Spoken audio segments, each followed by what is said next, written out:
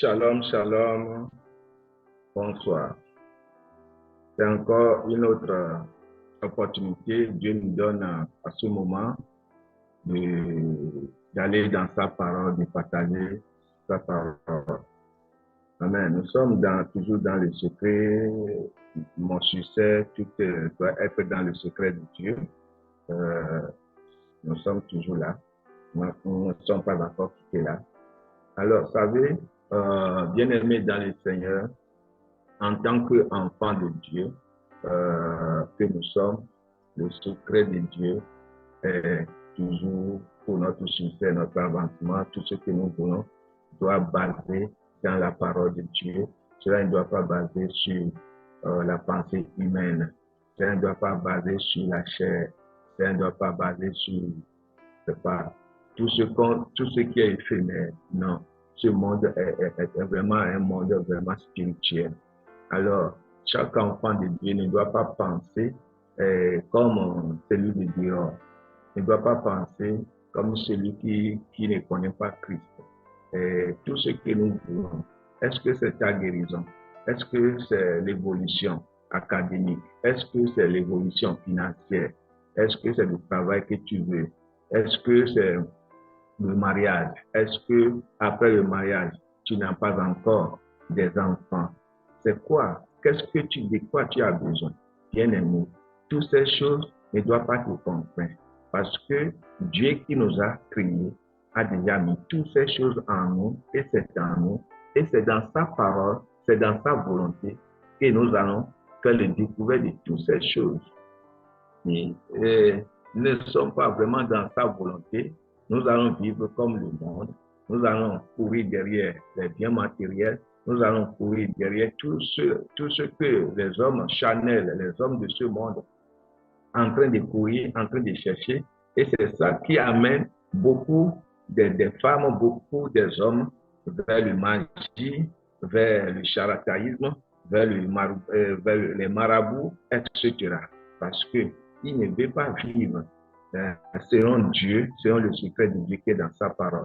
Alors, si vos besoins vous pressent, vous amènent maintenant dans ces lieux-là, parfois, vous pouvez réussir en tant que, si je dis réussir, vous pouvez avoir les miracles, mais ce miracle n'est pas un succès.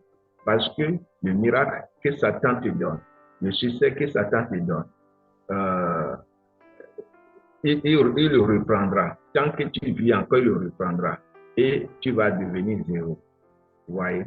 Je donne un exemple. Quelqu'un qui veut, une femme qui veut, ou une fille qui veut se marier, et au lieu de se baser, déjà elle est chrétienne ou il est chrétien, au lieu de se baser sur les fondements de Dieu, sur la parole de Dieu, et chercher selon Dieu a voulu, parce que sa coach est déjà en lui, son mari, bien sa femme est déjà en lui, mais vous savez, comme les gens ne veulent pas vivre selon la parole de Dieu, ils commencent par courir comme ceux du monde.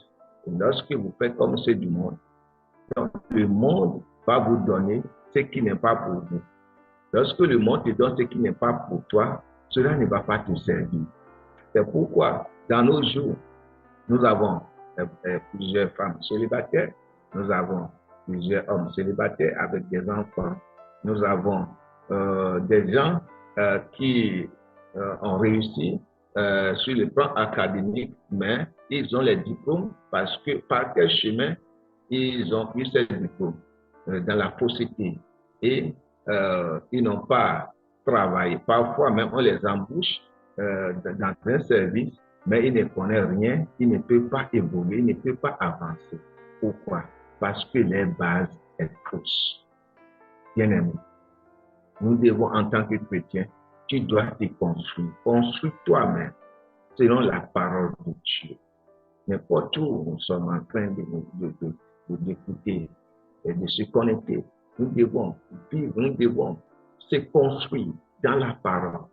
Nous devons nous imbiber dans la parole. Nous devons prendre maintenant la sagesse de Dieu. La sagesse de Dieu, ce n'est pas la sagesse du monde. voyez-vous.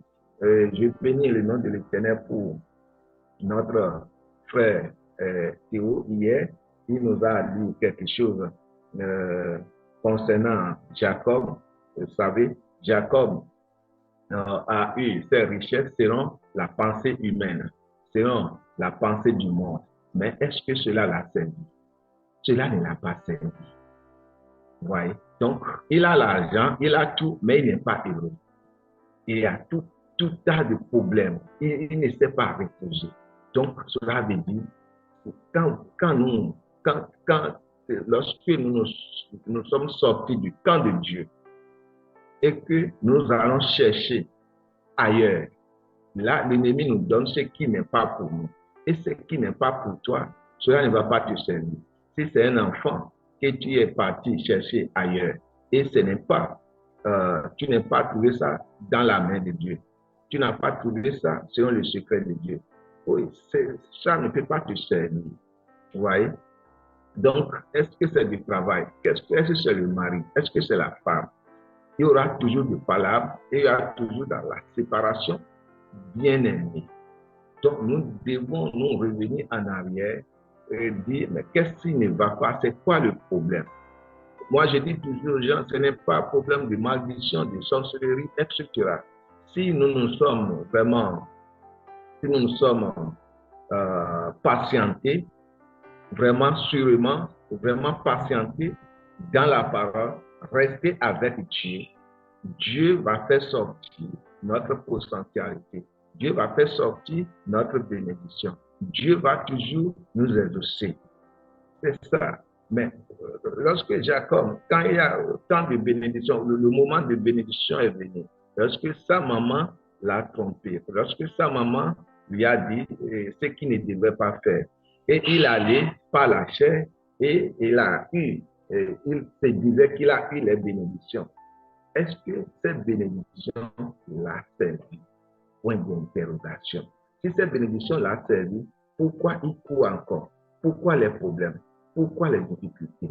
Beaucoup des hommes aujourd'hui chrétiennes, beaucoup des femmes aujourd'hui chrétiennes, ils se disent qu'ils ont ces matériels, ils se disent qu'ils ont cette bénédiction. Mais au finish, cela ne les sert pas. Ça les donne encore des insomnies, ça les donne encore des problèmes, ça les donne encore des difficultés. Alors que la parole de Dieu nous dit que Dieu ne bénit pas avec chagrin. Dieu ne bénit pas. Dieu ne peut pas te donner quelque chose qui va te détruire, bien aimé. Non, non, non, non, non, non, non. Dieu donne, il donne et cela va te bénir pour toujours, pour éternellement. Donc, bien aimé, c'est ça. Quand nous lisons le Genèse chapitre 28, verset 10, 11. Verset 10 dit, Jacob, quand il a eu ses bénédictions, maintenant la guerre a commencé, les problèmes ont commencé, les difficultés ont commencé, et ses ennemis sont maintenant pleins, et de gauche à droite, il ne sait pas, il a commencé par fuir sa propre maison, il a commencé par fuir son propre frère, etc., parce qu'il a obtenu ce qui n'est pas à lui. C'est ainsi, bien aimé, avant que je vais le verser, c'est ainsi, bien aimé, les gens, parfois, en voulant marier, comme ils ne sont pas mariés selon la volonté de Dieu, ils ont pris la femme qui ne devait pas prise, ils ont pris le mari qui ne devait pas prise, et enfin, vraiment, c'est de l'insomnie, vraiment, c'est des difficultés, c'est des problèmes par-ci, par-là, etc. Oh, tout est dur, tout est vraiment, on ne sait pas qu'est-ce qu'il faut faire, on se dit, mais c'est quoi, etc. Oh, ma soeur, mon frère, le problème, ce n'est pas Dieu. Le problème, c'est la base. Le problème, c'est comment tu as commencé. Le problème, c'est comment tu as obtenu ces choses-là que tu as obtenues. Est-ce que cela vient de Dieu? Si cela ne vient pas de Dieu, c'est toujours le chemin que ça prend. C'est toujours les palabres. C'est toujours ça. Vous voyez? Donc je lis Genèse chapitre 28, verset 10, 11. La Bible dit que quand Jacob partit de Beersheba et s'en alla à Charan. Dans sa fuite, il court partout où il allait. Jacob partit de Beersheba et s'en alla à Charan. Le verset on dit, il arriva dans un lieu où il passa la nuit, car le soleil était couché. Quand il évoluait, la nuit a tombé. Maintenant, il cherchait là où se reposer. Et la Bible nous dit qu'il arriva dans un lieu où il passa la nuit, car le soleil était couché. Et il prit une pierre dont il fit son chevet, et il se coucha dans ce lieu-là. L'oreiller, il a pris maintenant une pierre. La bénédiction avec la douleur, la bénédiction avec des difficultés. J'ai catégorisé cette bénédiction comme le mari avec douleur, la femme avec douleur, l'enfant avec toute catégorie de problèmes, toute catégorie de soucis.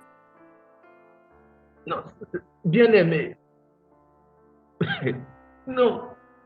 Nous, vous savez, nous qui se dit ou bien qui sont donnés notre Seigneur Jésus-Christ, nous avons vraiment la grâce d'écouter, nous avons la grâce de s'approcher du trône de Dieu, nous avons la grâce d'aller selon la parole de Dieu. Mais si nous nous sommes négligés, si tu t'es négligé ou tu t'éloignes de la parole de Dieu, et maintenant, à cause de la pression du monde, à cause de la pression de ton âge, oui, mon âge avance, vraiment, il faut mon âge, regarder ce que mes camarades de classe, ils ont fait ceci, etc. Et tu te compares avec les gens, bien-aimés. Rassure-toi que tu vas continuer de tomber dans l'erreur. Nous n'allons pas nous comparer avec les autres. N'aie jamais comparé toi-même avec les autres. La comparaison n'est pas bonne. Il faut que tu sois toi que Dieu a fait, toi unique que Dieu a fait. Il faut que tu sois toi. Ne laisse rien te faire courir. Ne laisse rien te faire courir. C'est pas parce que tu vois l'autre en train de courir qui va faire que toi qui n'es pas préparé pour la course, tu vas rentrer dans cette course. Tu rentres dans cette course, tu vas tomber en chemin. Mais celui qui s'est préparé pour courir, celui qui s'est préparé pour la course, lui aura toujours la victoire. Il serait toujours heureux. Mais parce que toi, tu n'étais pas préparé pour cela, bien-aimé, tu vas toujours tomber et tu vas dire, les gens, ils m'ont fait ça. C'est la malédiction, c'est la sorcellerie et c'est ceci. Et c'est ça, vous savez, c'est ça qui, à des moments donnés, cela, si la personne en question qui vit cette difficulté, qui vit ce moment douloureux, si la personne ne revient pas à Dieu et commencer par chercher la volonté de Dieu, et c'est ça qui pousse les gens, ils vont dire, oui, vraiment, on m'a parlé de la prière. Et depuis que nous sommes en train de prier, maintenant, on a prié, mais rien ne se passe. Rien ne change dans ma vie. Qui t'a dit qu'avec Dieu, que ça ne change pas? Dieu n'est pas un homme pour mentir. Avec Dieu, notre vie change chaque jour qu'il fait. Pour que notre vie change chaque jour qu'il fait, nous-mêmes, nous devons changer comment aller dans la parole, sonder les Écritures et chercher la volonté de Dieu dans ces Écritures et agir selon ce que Dieu est en train, l'orientation que Dieu nous sommes en train de donner. Mais si tu ne vis pas selon l'orientation spirituelle que Dieu est en train de te donner, ma soeur, mon frère, n'importe où tu es, tu vas toujours vivre une vie chaotique, tu vas toujours vivre une vie de difficultés, tu vas toujours vivre une vie de maladie. Voyez-vous, tu vas vivre une vie de maladie. Pourquoi? Parce que tu t'es éloigné. Parce que le secret de Dieu est c'est caché. C'est caché. C'est caché là. Sauf ceux-là qui creusent jour et nuit. Ceux-là qui creusent jour et nuit, c'est ceux-là qui vont trouver maintenant La vérité, c'est cela qui peut vraiment évoluer selon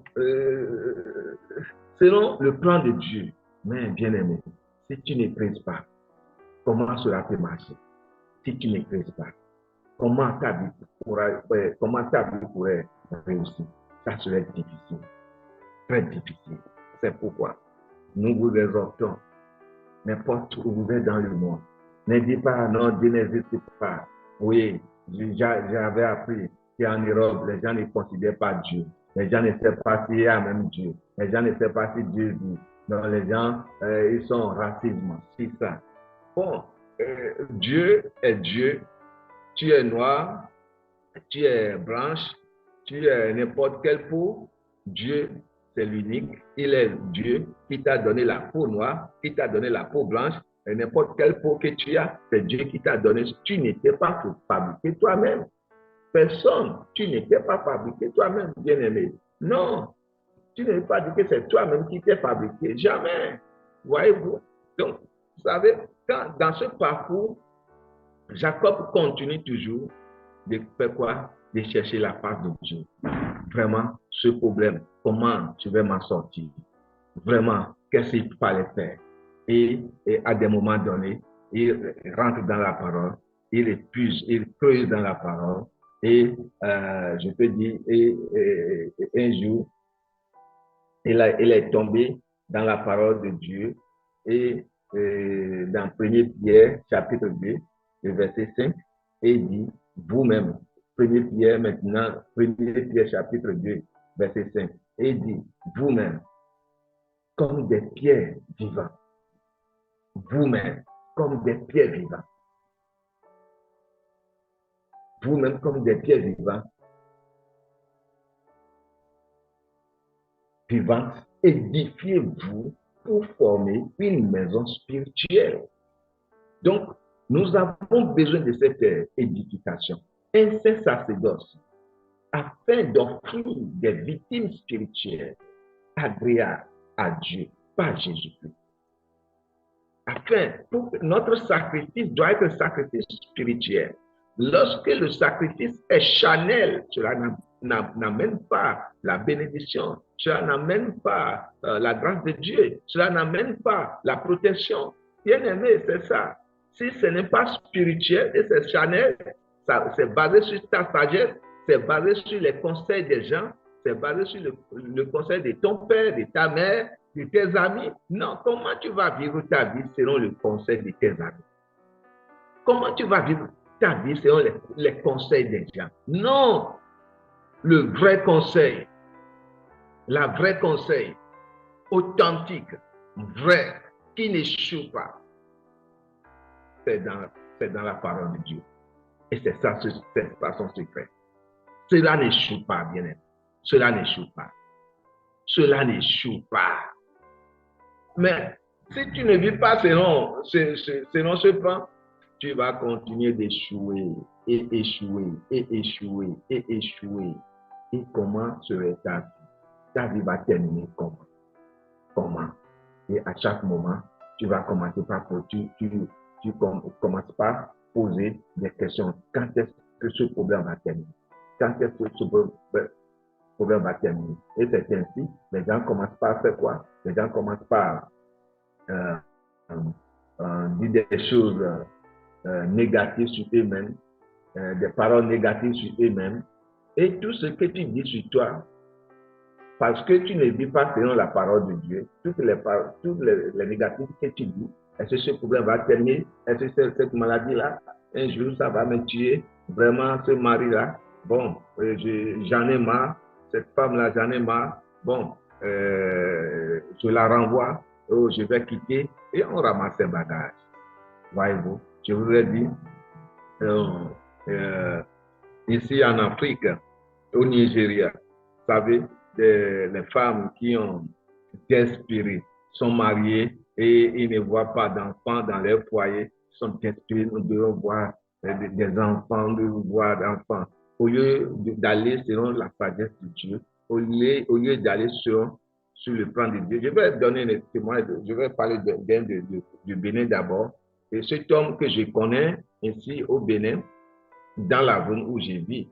Mais à Paou ici, qu'est-ce qui s'est passé? Il est riche, il a toutes les bénédictions, véhicules, vraiment. Et quand tu le vois dehors, tu vas dire que rien ne lui manque. Mais il n'a pas d'enfant. Qu'est-ce qui s'est passé? Il a amené sa femme vers des charlatans et ils ont fait le truc. Maintenant, pour que sa femme tombe enceinte. Mais le marabout a fait le truc, la femme a tombé enceinte et la femme a donné naissance à un enfant. Et cet enfant a déjà au moins 25 ans, voire 26 ans aujourd'hui, mais cet enfant, vraiment, quand on lui fait tout.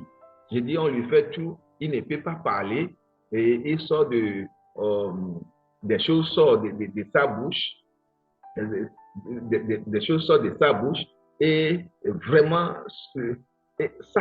l'enfant est devenu maintenant calvaire pour ses parents. L'enfant est devenu problème pour ses parents. Et c'est le seul enfant que le charlatan les a donné. Ils ont tout. Et quand les étrangers viennent, ils ferment cet enfant à l'intérieur. L'enfant a tout. Mais l'enfant est comme déréglé. L'enfant a tous les problèmes. Vraiment. Pourquoi? Parce que ce n'était pas la volonté de Dieu.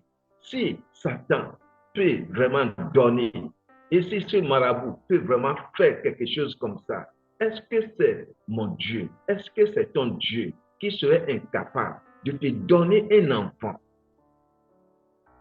De te donner un enfant? Est-ce que Dieu est incapable de te donner un enfant? De te donner que... Non, bien aimé, Dieu n'est pas incapable. C'est seulement la patience. La patience. Et creuser la patience avec quoi? Rester dans sa volonté, creuser dans sa volonté, etc. Creuser dans sa volonté, etc. Bien aimé, et c'est ça. Et une autre sœur que je connais, lui, il est parti au Nigeria et on lui a les mêmes choses étaient faites et on lui a donné elle a fait l'enfant de jumeaux. Mais de l'hôpital en hôpital, de difficulté en difficulté, de problème en problème. Et c'est ça.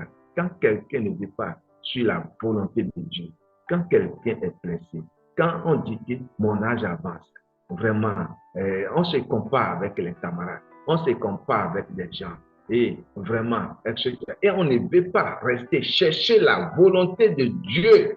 Satan va toujours te donner de son cadeau. Il va dire, comme Dieu ne te donne pas, moi je suis là, je vais te l'offrir. Comme Dieu ne te donne pas, je te le donne. Et regardez, dans le livre de Matthieu, la Bible nous dit, après que Jésus a jeûné 40 jours, 40 nuits, qui est la première personne? Et il n'a pas même vraiment terminé le jeûne. Il n'a pas fini. Que la première personne qu'il a rencontrée, qu'il a accueilli, c'est Satan. Il dit que le tentateur est venu pour le tenter. Et il y a tenté, il dit, si tu es fils de Dieu, prends je crois que cela c'est Matthieu 4,4 maintenant. Et a dit, si tu es fils de Dieu, prends cette pierre et le transforme cela en pain. Mais Jésus a dit, non, l'homme ne vivra que la parole de Dieu. Notre vie se trouve dans la parole. Le secret de notre vie se trouve dans la parole. Le secret de notre vie, tout ce que notre grâce ne se trouve pas dans les conseils des hommes, ça ne se trouve pas dans les conseils des amis. Non, non, non, se trouve dans la parole de Dieu. C'est ce que Jésus a dit. L'homme ne dit pas mais c'est la parole de Dieu. Le diable n'était pas fatigué. Le diable ne se fatigue pas, bien aimé. Ce n'est pas parce que tu es chrétienne, que le diable va te laisser. Il ne se fatigue jamais. Il continue avec toi. Il va continuer de te parler. Il va continuer de te montrer des choses. Il va continuer de peinturer ton cœur, de peinturer ta mémoire, de dire, voilà, ça, je te fais ça. C'est qu'il a encore envoyé Jésus dans une sommet très élevée et dit, si tu t'agenouilles et tu m'adores, regarde ses richesses, regarde tout, toutes les nations, je te les donne. Je te les donne. Est-ce que Jésus a oublié à cela? Enfant de Dieu, il a oublié à cela. Donc, bien aimé, nous aussi, nous devons suivre ces erreurs et nous devons savoir que si tu n'as pas le travail aujourd'hui, si tu n'as pas la maison aujourd'hui, si tu n'as pas le mari aujourd'hui, si tu n'as pas tes enfants aujourd'hui, si tu n'as pas ta femme aujourd'hui, comme Ecclésiaste a dit, c'est qu'il y a un temps pour chaque chose. Il y a un temps pour chaque chose. C'est que nous devons rester fermes dans notre foi. La fermeté dans notre foi, c'est ça maintenant. Et la fermeté dans notre foi, c'est ça qui serait quelque chose de vraiment capital maintenant. C'est ça que nous devons poursuivre maintenant. La fermeté dans ta foi, c'est nécessaire. Bien aimé, tu ne peux pas dire que tu es enfant de Dieu et tu ne peux pas rester ferme dans ta foi. Reste ferme dans ta foi. Oui, bien-aimé. Et c'est ça. Même si ce n'est pas là, reste ferme dans ta foi. Reste ferme dans ta foi, bien-aimé. Nous allons regarder 1 Corinthiens chapitre 16. 1 Corinthiens chapitre 16, verset 13. Il dit, regardez ce que la parole nous dit. Il dit, veillez. Veillez. Qui doit veiller?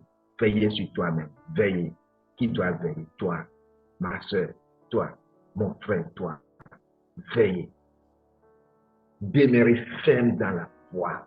Veillez. Demeurez ferme dans la foi. Veillez. Demeurez ferme dans la foi. Demeurez ferme dans la foi. Si je n'aime pas l'argent aujourd'hui, si je n'aime pas l'enfant aujourd'hui, si je n'aime pas la femme aujourd'hui, si je n'aime pas ça aujourd'hui, cela n'est pas veut dire que je ne l'aurai pas. Donc, je dois rester dans la volonté de Dieu. Ok, peut-être si je ne l'avais pas, et si c'est peut-être par la voie des marabouts, des féticheurs, par la voie du monde que j'irai peut-être avoir ces choses, bien aimé, préférer de rester comme ça, de demeurer comme ça jusqu'à la fin de ton séjour sur la terre. Cela veut dire, bon, Dieu a voulu vraiment comme ça. Mais si tu dis que pourquoi l'autre a, je n'en ai pas, pourquoi ça évolue pour l'autre, cela n'évolue pas pour moi, c'est ça qui amène la lutte charnelle. Et maintenant, la chair lutte contre maintenant l'esprit de Dieu qui est en toi. Et lorsque la chair domine maintenant l'esprit de Dieu qui est en toi, là, la chair domine, la chair prend possession, la chair détruit. La chair détruit. Vraiment, la chair détruit. Et ce qui est vraiment horrible, ce qui est vraiment, ce n'est pas bon. Vous voyez, veillez, demeurez ferme dans la foi. Soyez des hommes. Soyez des hommes. Soyez des femmes. Fortifiez-vous. Aïe, aïe, aïe, aïe. Vous savez, quand l'Écriture parle jusqu'à dire fortifiez-vous, quand on dit à quelqu'un de se fortifier, cela veut dire celui-là, il traverse des moments vraiment durs. Il traverse des difficultés, bien aimés. Quelles sont les difficultés qu'il traverse ici, à ce moment? Oh, ceux-là qui vont se connecter après. Quelles sont les difficultés que vous traversez? Je prie pour vous, dans le nom puissant de Jésus, que le Père que nous adorons, qu'il intervienne au nom puissant de Jésus. Je prie que sa lumière luise maintenant dans nos cœurs respectifs, au nom puissant de Jésus. Qu'il enlève ce doute-là dans notre vie, qu'il enlève cette limitation dans notre vie, afin que notre vie puisse vraiment avancer, afin que notre vie vraiment puisse vraiment amener sa gloire sur la terre, parce que nous sommes ses ambassadeurs, bien-aimés. C'est ça. Quand on dit fortifiez-vous, cela veut dire il y a quelque chose qui ne va pas. Mais Jacob continue de se fortifier, de se chercher. Il continue de se fortifier et de se chercher. Et lorsque vous continuez de se fortifier et de se chercher en Dieu, bien-aimé, Dieu vient toujours au secours. Dieu vient toujours au secours. Je dis bien, Dieu vient toujours au secours. Et c'est ça, bien-aimé. Oh, nous devons nous repentir peut-être des erreurs que nous avions commises, des erreurs que tu as commises, et c'est déjà une erreur. Maintenant, peut-être ce que tu n'as pas l'erreur, tu peux, par la grâce de Dieu, tu le fais dans ton ignorance. Tu peux demander pardon à Dieu et la grâce de Dieu peut te rétablir. Et la grâce de Dieu va te rétablir. Et les choses vont se mettre en ordre. Parce que tu t'es reconnu que ce que j'avais fait, le chemin là, vraiment, ce n'était pas une bonne chemin. Maintenant, qu'est-ce que je dois faire? Et dans la repentance, dans nos prières, Dieu peut nous rétablir. Dieu peut te rétablir, mon frère. Dieu peut te rétablir, ma soeur. Et c'est ça. Et en ça, vous savez, Jacob courait, il fut, qu'est-ce qui s'est passé? Et Dieu l'a rétabli après. Dieu l'a rétabli après, bien aimé. Dieu l'a rétabli, vraiment rétabli après. Vous voyez? Donc, Dieu l'a rétabli après. Je vais nous lire ici encore dans le livre de Genèse toujours, chapitre 32, verset 24, verset 25, verset 26. Ouais. Qu'est-ce que, vous savez, lorsque la bénédiction vous donne des soucis, lorsque la bénédiction vous donne des soucis, là, vous n'avez plus personne, vous avez des gens, vous avez de l'argent, vous avez tout, mais c'est comme si vous n'avez rien, parce qu'il n'y a pas l'argent à ces choses. Et c'est pourquoi la Bible dit ici, Jacob demeura seul. Il a ses femmes autour de lui, il a ses enfants, il y a la bénédiction qu'il a volée, vous voyez, et il y a tout ça là qu'il a, et il est en train de fuir avec ça, mais ces choses sont là, mais la vie qui te laisse, il te laisse, il sait ce qu'il traverse, il sait les douleurs, il se dit en lui-même, quand est-ce que cela va finir? Et ils sont, ils cherchent Dieu, bien aimé. Et on dit que Jacob demeura seul, alors un homme lutta avec lui jusqu'au lever du soleil. Un homme lutta avec lui jusqu'au sommet. Lorsque cet homme est arrivé, commençait par faire la lutte avec lui, il se dit, mais c'est qui est cet homme? C'est quoi? Qu'est-ce qui se passe? Bien aimé. Et il continue la lutte. Le verset de voyant qu'il ne pouvait pas le vaincre, cet homme le frappa à l'emboîture de la hanche, et l'emboîture de la hanche de Jacob se démit pendant qu'il fut la lutte. Donc, l'homme l'a cassé, a cassé sa hanche. Et Jacob ne sait pas ce qu'il fallait faire parce que l'homme voudrait dire non. L'homme devait, c'est l'esprit lui-même.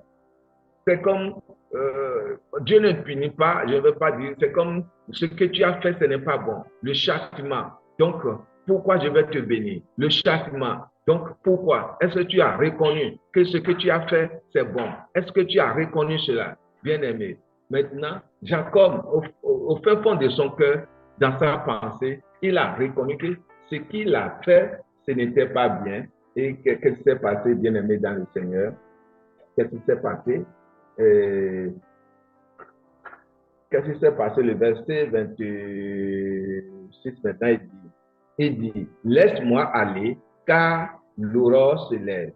Et Jacob répondit, je ne te laisserai point aller, je ne te laisserai point aller, que tu m'aies béni. S'il avait été béni, est-ce qu'il va demander ça? S'il avait été béni, est-ce qu'il va parler comme ça? Non. Ce qu'il avait n'était pas une bénédiction. Ce qu'il avait n'était pas une joie. Bien-aimé, je prie pour chacun de nous ce soir que ce que nous avions fait dans l'erreur, bien, est-ce que c'est nos mariages qui est passé par l'erreur?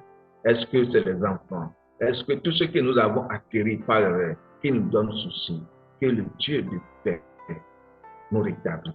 Que le Dieu de gloire nous rétablisse. Et que Dieu nous bénisse et à la prochaine. Merci.